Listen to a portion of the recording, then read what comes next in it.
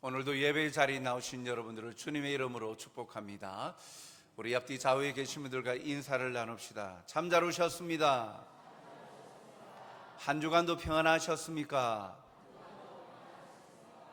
네, 오늘도 하나님의 은혜 가운데 함께 기뻐하고 교제하는 여러분들이 되시길 주님의 이름으로 축복합니다.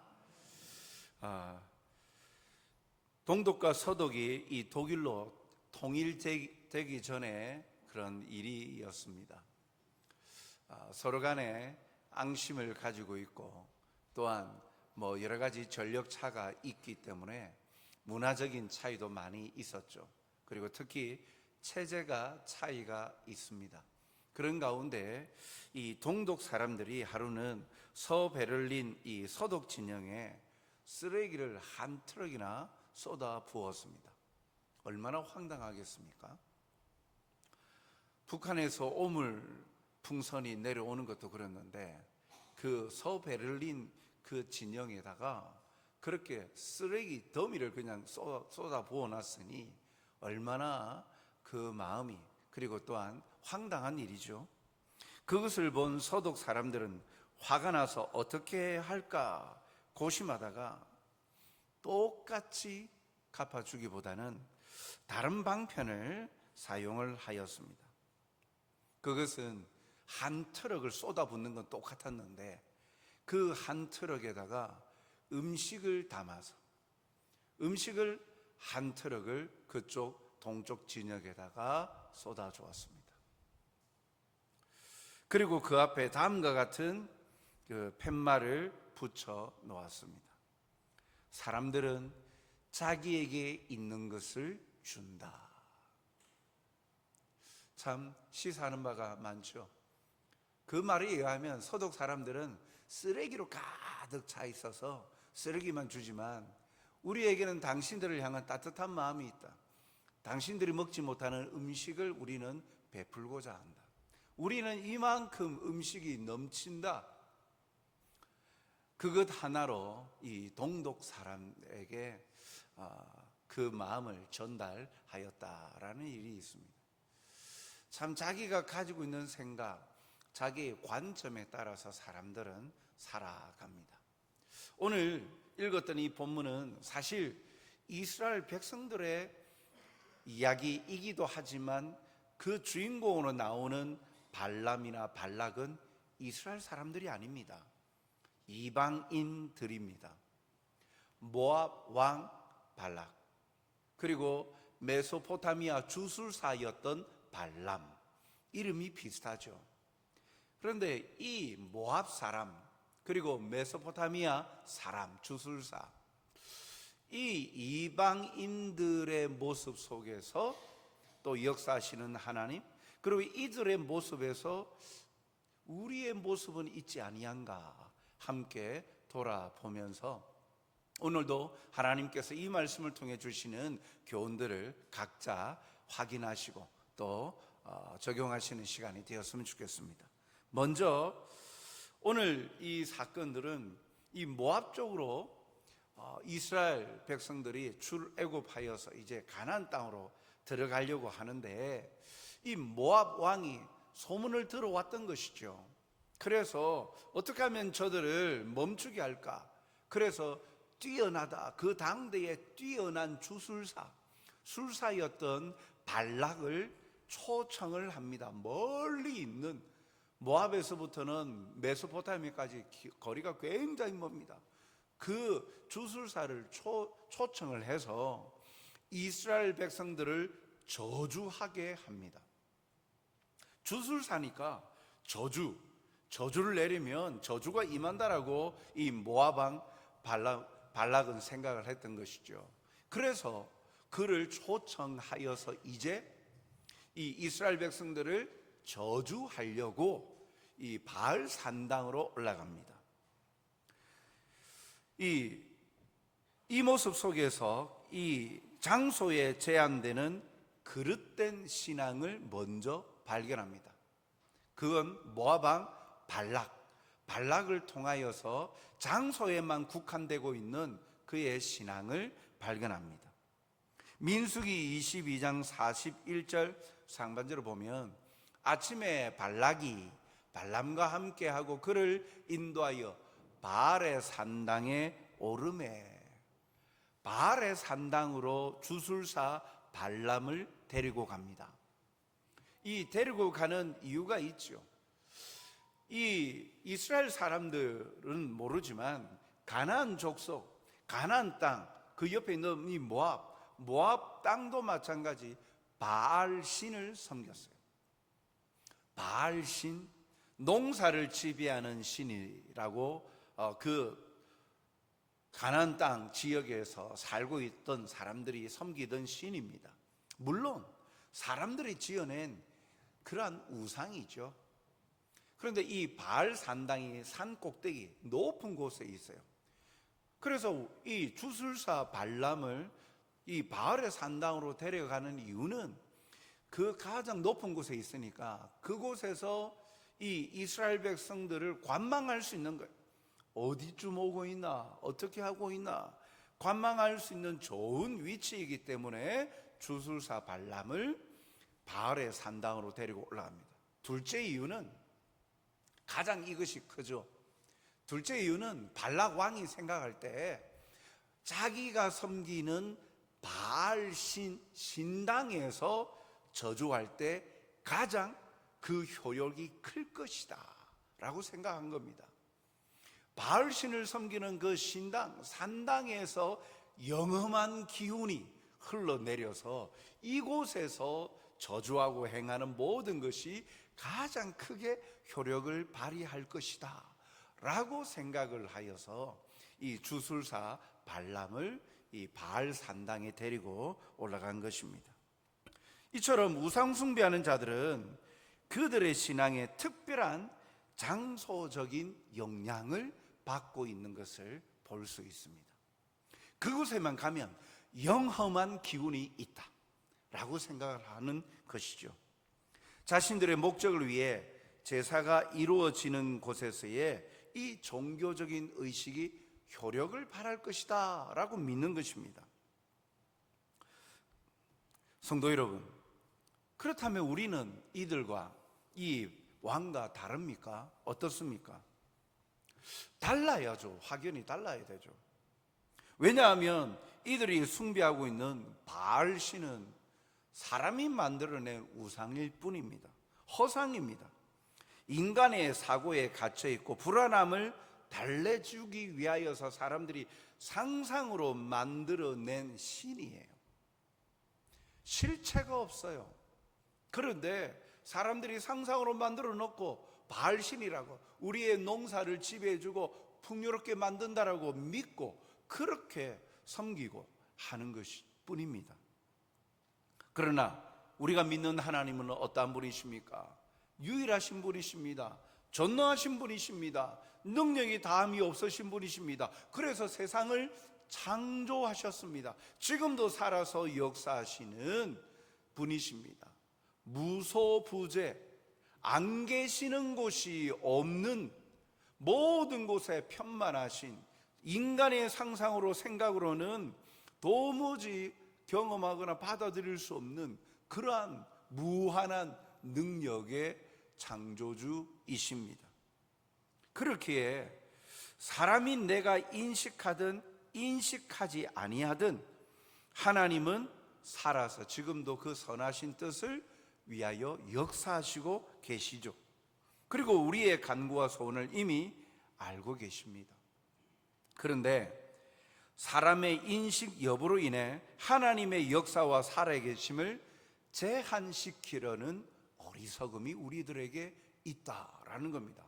마치 바알신을 섬기는 이 발락 왕처럼 우리도 하나님을 우리가 생각하는 방식대로 생각하고 제한시키려고 하는 그런 잘못을 범할 때가 있다라는 거예요.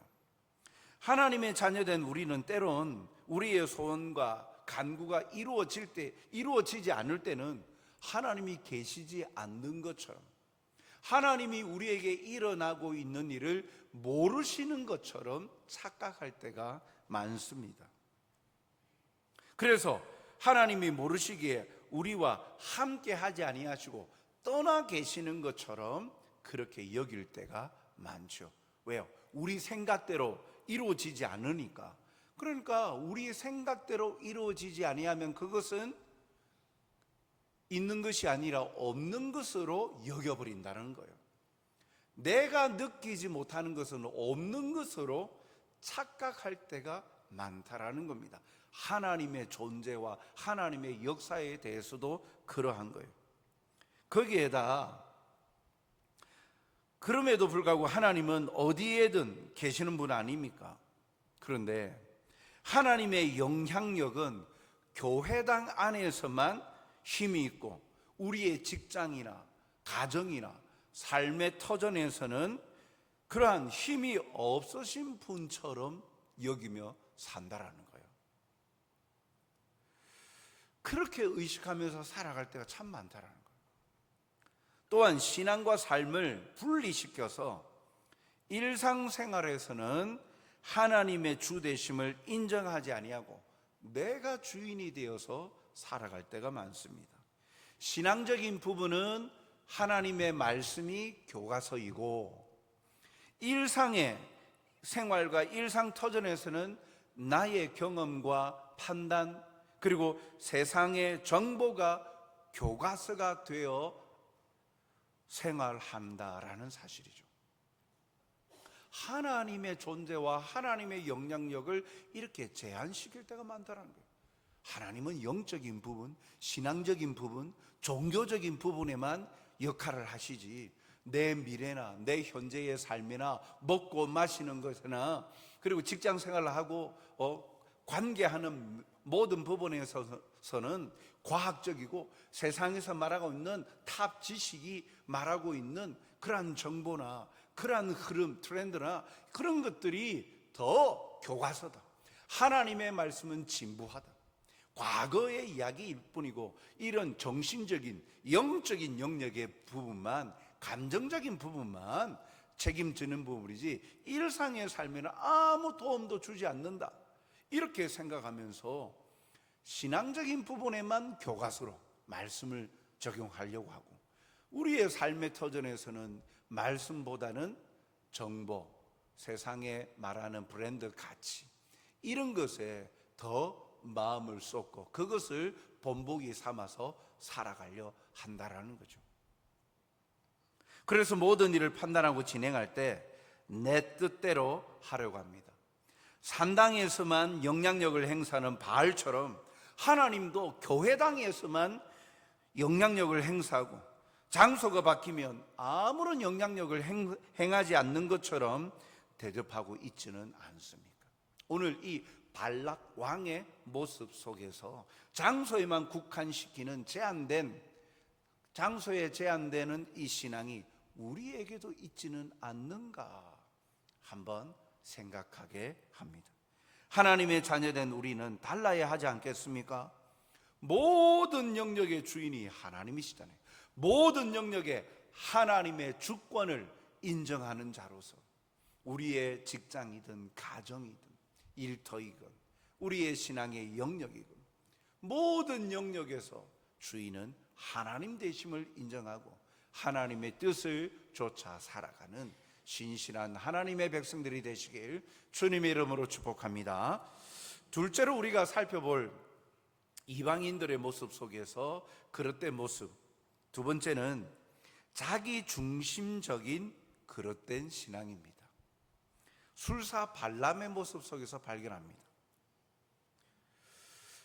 술사 발람은 바알 산당에서 발락 왕에게 제단을 쌓고 재물을 가지고 오라 이야기합니다. 민수기 23장 1절을 보면 거기 이렇게 나와 있죠.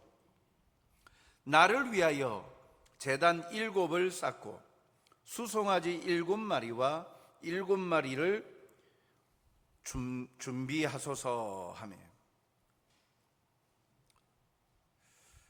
수송아지 7마리와 순양 7마리 각양 이렇게 한 마리씩 제단을 만들어라. 그런데 거기 보니까 자신을 위하여 제단을 쌓고 제사를 드리는데 목적은 자기 자신입니다. 누구를 위한 제사예요? 발람 자신을 위한 제사였어요. 자신이 하나님의 뜻을 물어볼 테니 이스라엘 백성들을 저주하도록 허락을 득하기 위해서 최고의 노력을 다해야 된다는 거예요. 누가 봐도 감동할 헌신을 해달라는 것이죠. 산당이 높잖아요. 높은 산 꼭대기라 그랬어요. 위쪽에 그곳에 제단을 7개 쌓는다는 것도 참 얼마나 힘든 일입니까? 그곳까지 수송아지 7마리와 순양 7마리를 데리고 올라오는 것도 참 어렵죠. 그러한 헌신. 그래서 이 산당이 높은 곳으로 가지고 오는데 완전을 뜻하는 수량 7개의 제단, 7마리들, 이렇게 이런 것들을 가지고 하나님과 협상하겠다는 거예요. 하나님, 제가 이렇게까지 하였으니까 저의 행동을 어여삐 보시고 허락해 주십시오 라는 뜻이 거기에 담겨 있는 거예요. 지성이면 감천 아니냐라는 겁니다.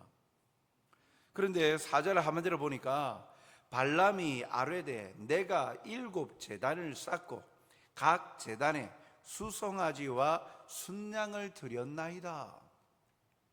하나님께서 임하셨을 때에 주술사 발람이 이렇게 말해요. 내가 이렇게 했습니다. 나 잘했죠. 나 이만큼 헌신했어요. 그러니까 하나님 받으셨으니까 나한테 좀 허락해 주세요 라는 겁니다. 하나님이 임하셨을 때에 발람은 하나님께 먼저 자신에게 주실 말씀이 무엇인지 순종하겠다고 듣겠다고 하는 것이 아니라 자신이 행한 일을 업적을 말하고 있어요. 그리고 자신만의 주술 의식을 가지고 행합니다. 민수기 24장 1절 중반대로 보면 전과 같이 점수를 쓰지 아니하고, 이 말은 계속 여러 번 자기가 하던 방식대로 종교 행위를 했다라는 거예요. 그런데 하나님이 나타나지 않으니까 그 방식을 쓰지 아니하고 했을 때 하나님이 나타나요. 그러니까 그전에는 계속 자기 방식대로 자기가 해오던 대로 했다라는 거예요. 하나님의 뜻을 물으려 할 때 사용한 방법적인 것들이 자신들의 방식이었어요. 하나님은 성경에서 하나님과 예배하고 제사 드릴 때 구약시대에 보면 단을 수축하라 하였어요. 그래서 제단을 쌓으라 하였습니다. 그런데 솔로몬이 1,000번제를 드릴 때도 그 쌓았던 단은요 단수였어요. 하나님께서 단을 쌓아라, 그래서 제사 예배하라 라고 한 그 단도 단수예요. 복수가 아니에요. 무엇이냐면 하나님은 수량, 수적인 것, 그리고 장소에 그 마음을 두지 않으심을 말하는 거예요. 많으면 좋다, 많이 만들어라. 그러면 내가 너희의 소원을 들어주마. 하나님은 그렇게 말씀하지 아니하시고 제사 제도를 이야기하시면서 단을 수축하라. 그 단 하나였어요. 그러니까 하나님은 수적인 양적인 것을, 많은 것을 원하시는 것이 아니죠. 그러나 발람은 자신의 관점대로 물량 공세와 노력에 다른 것보다 하나님께서 움직이시리라는 그러한 우상숭배적인 발상을 가지고 있었던 겁니다. 사랑하는 성도 여러분, 우리에게 있는 것 중에 많은 액수의 헌금, 헌신을 통해서 내 뜻을 이루고자 하는 우리의 연약한 모습은 있지 않습니까? 마치 이 주술사 발람처럼 많이 드려야 하나님이 반응을 보이실 것이다 라는 것, 자기가 많이 노력하여야 얻을 것이다 라고 생각합니다. 종교개혁을 일으켰던 그 자들도 마찬가지였죠. 자기의 고행들을 통하여서 하나님의 은혜가 임한다 라고 하였어요. 그래서 고행을 많이 합니다. 천주교에서도 마찬가지입니다. 마틴 루터도 그래야죠. 그러나 깨닫게 되어진 것이 무엇입니까? 이신칭의. 오직 믿음으로만 의로움을 얻는다라는 사실을 알게 되는 거예요. 자신의 행위와 노력, 많은 것들을 행하여만 하나님 앞에서 인정받고 의로움을 얻는 것이 아니라 오직 믿음으로, 하나님이 말씀하신 것, 오직 믿음으로만 의로움을 받는다라는 것을 깨닫게 된 것이죠. 그런데 마치 구판에서 지성이 적으니 그러니까 좀 더 드려라, 복채를 더 내라, 마치 그와 같이 내 정성이 적어서 하나님이 안 들어주시나, 그래서 있는 양껏 헌금을 많이 하여야만 하나님이 들어주시느냐, 그런 것이 아니라는 거예요. 물론 이 말은 헌금 필요 없다라고 하는 말이 아닙니다. 우리의 마음이 하나님 앞에 감사함으로, 모든 것이 하나님의 것인데 그래서 하나님께서 주신 것으로 드렸을 뿐입니다. 이런 고백으로 하나님께 드리는 것이지, 많이 드려야, 다른 사람들보다 더 많이 드려야 하나님은 내 소원을 들어주시겠지. 마치 사람들도 뭔가 뒷돈거래 해주고 뭔가 다른 사람보다 뭐 또 잘해주면 인지상정이라 마음이 그쪽으로 또 향한다고, 하나님도 그러지 않을까라고 생각하면서 신앙생활 하는 성도들이 있을 수 있다는 거예요. 오늘 그 연약한 모습을 주술사 발람을 통하여 보여주고 있습니다. 그러나 다윗이 성전 건축을 위해 헌금을 한 후 그가 고백한 내용을 보면, 역대상 29장 14절 하반절 보면, 모든 것이 주께로 말미암아 싸우니 우리가 주의 손에서 받은 것으로 주께 드렸을 뿐이니이다. 모든 것, 내게 있는 모든 것이 하나님이 주신 것이다, 하나님의 것이다 라는 하나님의 주권을 인정하고 있죠. 우리의 소유로 헌물을 드림이 우리의 공로나 자랑거리로 하나님의 행동을 끌어내는 수단으로 생각하지 말아야 될 이유가 바로 여기에 있는 거예요. 하나님의 것이에요. 내 것이 아니에요. 하나님이 주신 거예요. 그래서 하나님께 주신 것으로 하나님께 드린 건 당연한 것이죠. 그런데 마치 사람들이 내 것을 많이 내가 희생한 것 양, 더 많이 헌신한 것 양, 내 정성을 보십시오. 발람 술사가 보십시오, 7개 단도 만들고 7마리씩 이렇게 완전하게 준비했으니 내 소원 들어주시오 하듯이 그렇게 생각하지 말아야 될 이유가 바로 여기 있는 것이에요. 모든 것이 하나님의 것이고 하나님이 주신 것이기 때문에 하나님의 것으로 드리는데 내가 뭐라고 공명심을 바라겠냐라는 겁니다. 우리가 많은 노력과 물질을 드렸기에 내 소원이 응답받는 것이 아니라 철저히 하나님의 뜻과 하나님의 그 계획대로 이루어져감을 인정해야 합니다. 지금 나에게 소원이 있습니까? 간구가 있습니까? 그러면 그것을 이루기 위해서 수단과 방법을 가리지 않기보다 먼저 하나님 앞에 엎드려 하나님의 뜻을 구하는 기도를 더 간절히 해야 합니다. 주님도 잡히시기 전날 기도하실 때 육신적인 고통 앞에 이렇게 기도하셨죠. 마태복음 26장 39절 중반절에 보면, 할만하시거든 이 잔을 내게서 지나가게 하옵소서.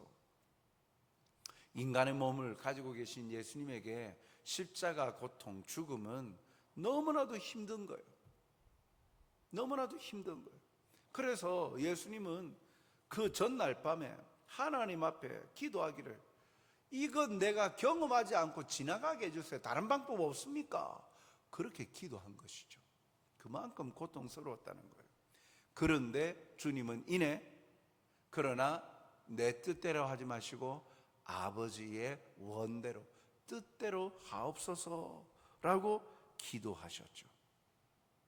그러니까 우리의 소원과 간구를 위해서, 내가 원하는 바를 위해서 기도할 때, 간구할 때 하나님의 뜻대로 이루어지기를 간절히 기도하다 보면 오히려 내가 원했던 방법이나 목적보다도 하나님이 계획하시는 그 뜻과 방법, 이루어 가시는 것이 더 완전하고 안전하고 더 우리에게 풍성함을 가져다 준다는 사실을 우리는 기억해야 되는 거예요. 우리의 필요를 위해서 구하되 그 모든 것이 하나님의 선하신 뜻대로 이루어지기를 소원하면서 간절히 기도하며 하나님께서 하나님의 선하신 방법대로 이루어 가신다라는 거예요.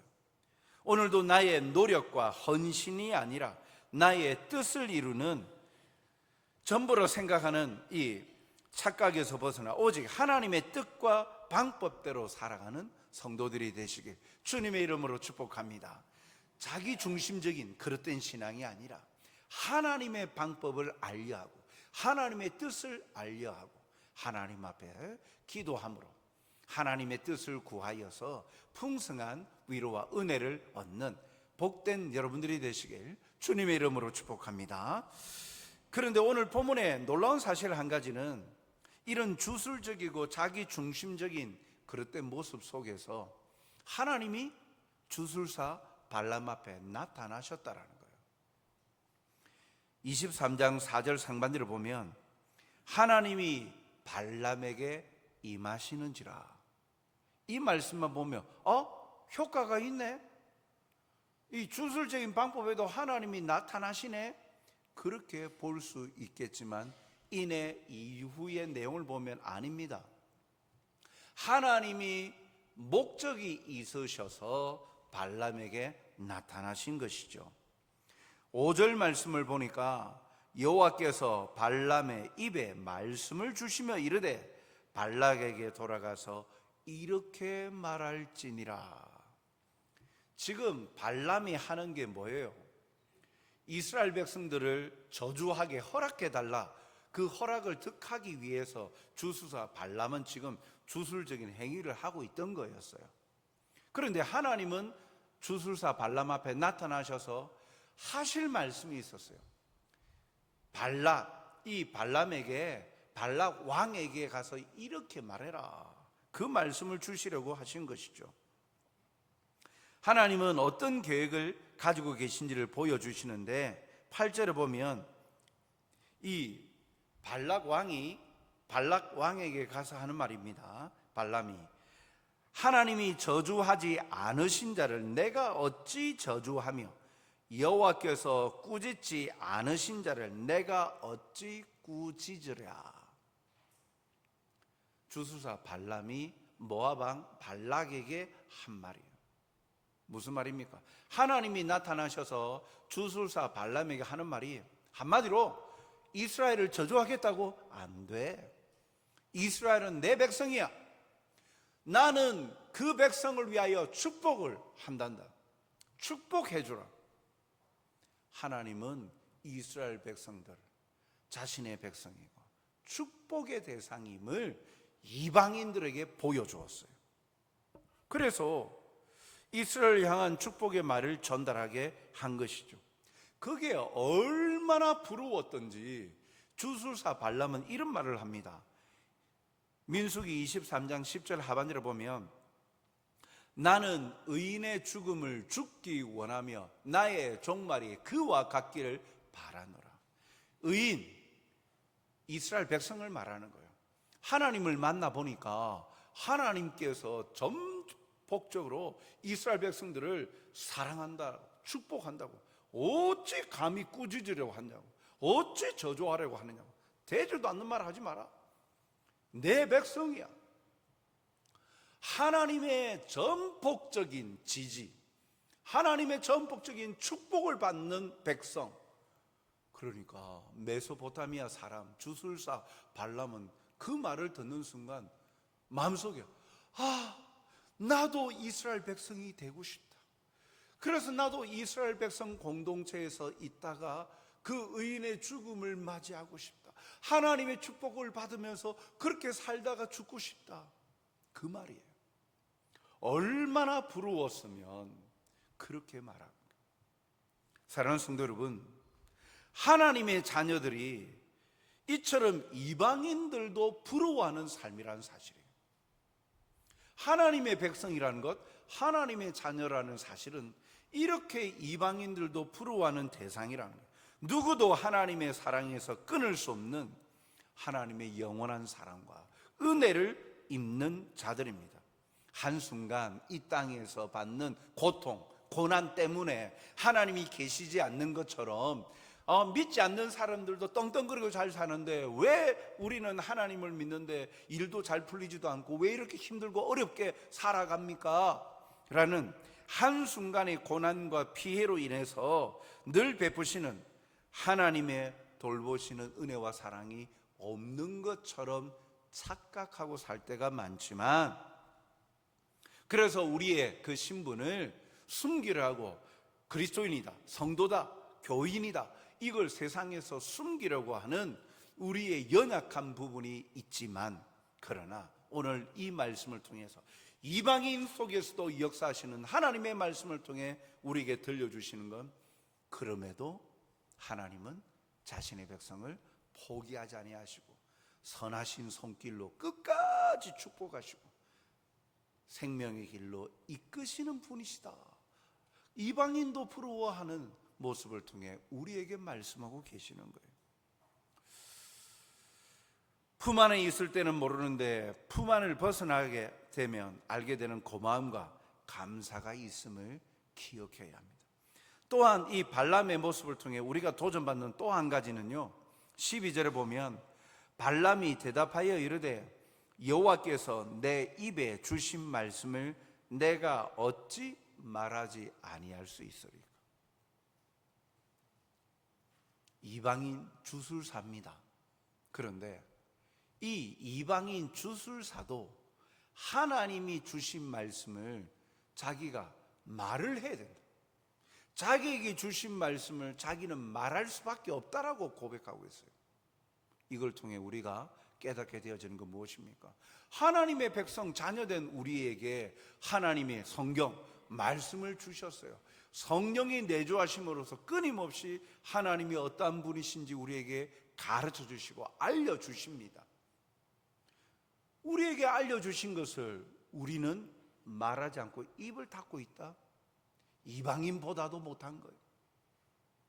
이방인 주술사 발람은 하나님의 그 말씀, 이스라엘 백성들을 향한 축복의 말씀, 자기가 돈 많이 받으려고 발락왕에 가가지고 하나님이 저주하라 했대. 그래서 내가 저주하노라 하고 돈 받고 그냥 가면 안 돼요? 지금 윤리 뭐 그런 게 어디 있습니까? 돈 보고 쫓아왔는데. 그런데 하나님을 만나니까 주술사 발람도요, 이방인 발람도요, 그 하나님의 위대하심과 그 신실하심, 그 역사하심에 압도되어서 어찌 내가 말하지 아니할 수 있으랴. 말할 수밖에 없다. 내게 주신 말씀을 말할 수밖에 없다. 하나님을 만나니까 그가 입을 벌릴 수밖에 없었다. 하나님의 백성들 우리는요, 이들보다 못합니까?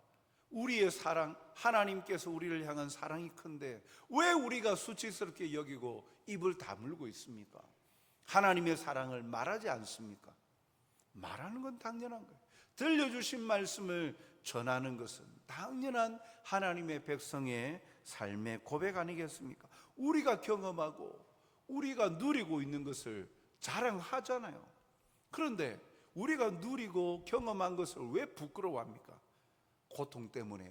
그건 말해가지고 믿지 않는 사람들이 손가락질하고 부당한 이익을 내가 당할까 싶어서 두려워서요.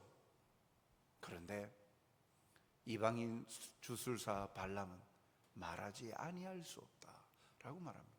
오늘 우리도 내게 주신 사랑, 내가 만난 하나님 예수 그리스도, 그 은혜를 우리는 입을 열어 말할 수밖에 없다. 이 고백이 오늘 우리 모든 성도의 고백이 되기를 주님의 이름으로 축복합니다. 내 눈과 내 귀에 보여주시고 들려주신 말씀을 내 입을 열어 증거하고 전하는 자들이 되시게 주님의 이름으로 축복합니다. 사랑과 자비가 풍성하신 아버지 하나님, 오늘도 이방인 속에서도 역사하시는 하나님을 발견합니다. 이방인들의 그릇된 신앙의 모습 속에 내가 가지고 있는 모습은 없는지 돌아봅니다. 자기 중심적이고 극히 장소에 제한되거나 하나님의 능력과 행하심을 제한시키는 어리석은 자가 되지 않게 하여 주시옵소서. 이방인도 부러워할 만큼 하나님의 백성 자녀됨이 얼마나 부러운 삶인지 주님과의 교제를 통하여 날마다 풍성히 누리고 살아가는 행복자들이 되게 하여 주옵소서.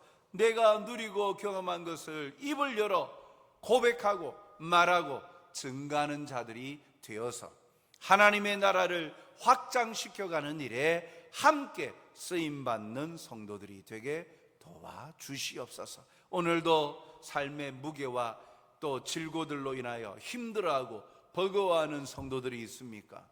주님 앞에 기도하고 간구하고 아뢰의 자리로 나아가 하나님이 이루어 가시는 역사를 경험케 하여 주옵소서. 응답의 은혜를 더하여 주시옵소서. 의심치 아니하고 확신 가운데 믿음으로 담대히 기도하여 하나님이 이루어 가시는 선한 역사를 경험하는 행복자들이 되기를 주님의 이름으로 바라고 원하오니 함께하여 주시옵소서.